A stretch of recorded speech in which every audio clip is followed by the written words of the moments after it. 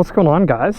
It's your boy, Captain Kirk, and today we are actually going to do a review on how the Ninja operates with a 160/60/17 on the rear.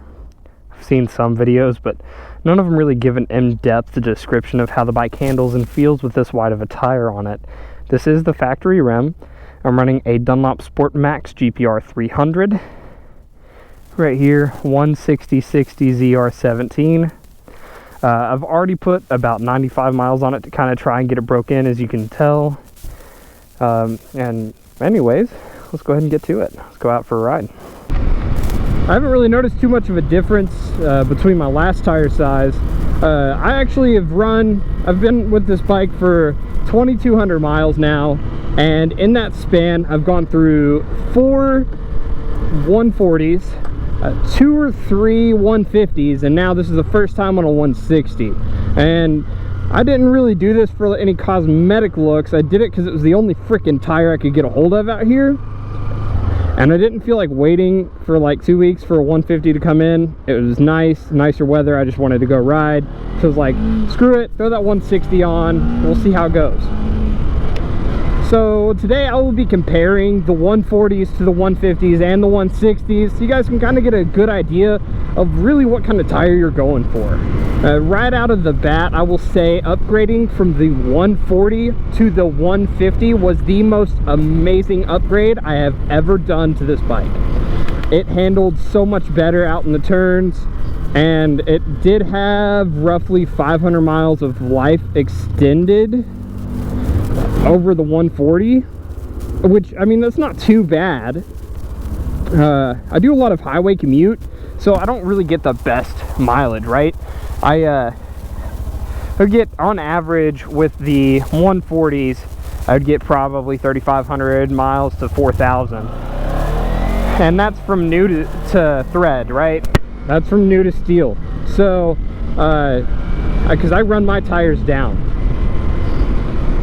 For the 150s, I'm getting roughly 4,000 to 4,500 on those. I don't have a good comparison with the 160 yet, because it's my first time having a 160.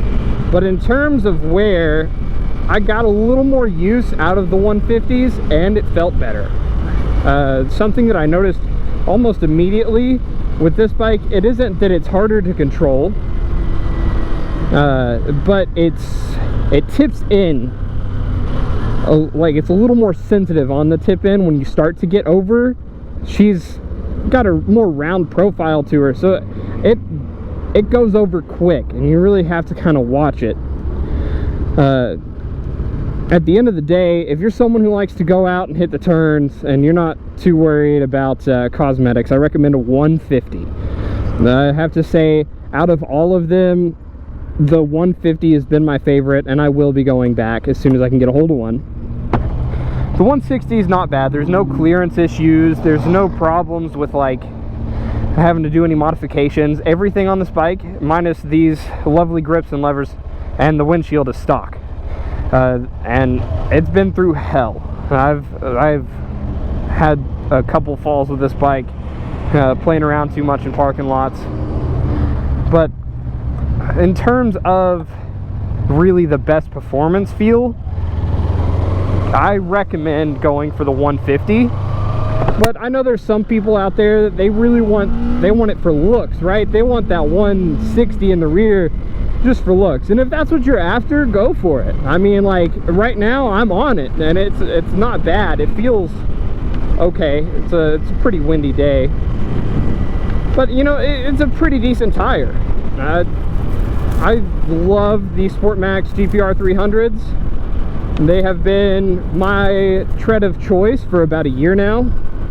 They're pretty good on the budget. Here locally, I think this tire ran me about $125, and that's about the same for the 150, and maybe $5 cheaper or so.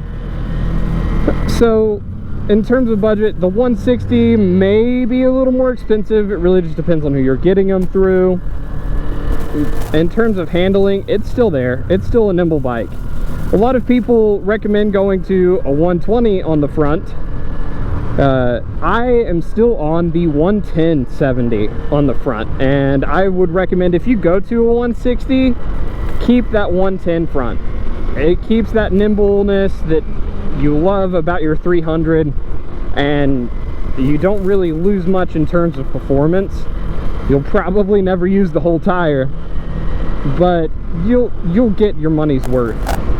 It's a good last resort if you're wanting to just get out and that's all your tire shop has, or if you're just wanting to go for looks, you know, it's also good for that.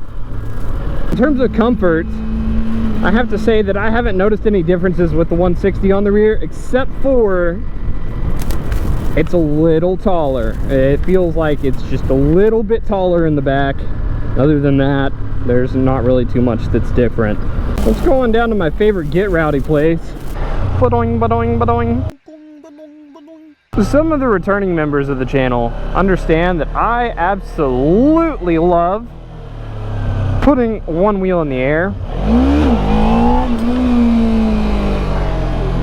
It's a little harder to do it on this tire. When it gets up, it feels amazing, but getting it up is the hard part because it's a little taller in the back. So if you like doing wheelies, stick with the 150. That's,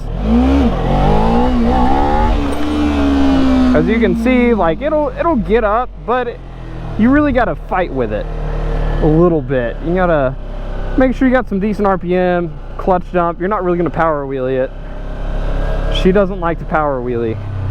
That aggressive forward stance that it gives it really kind of takes away from the ability to do a power wheelie or anything of the sorts.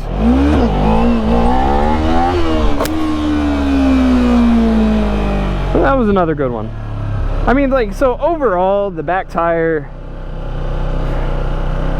going up to the 160 is not really going to kill it in terms of performance and handling.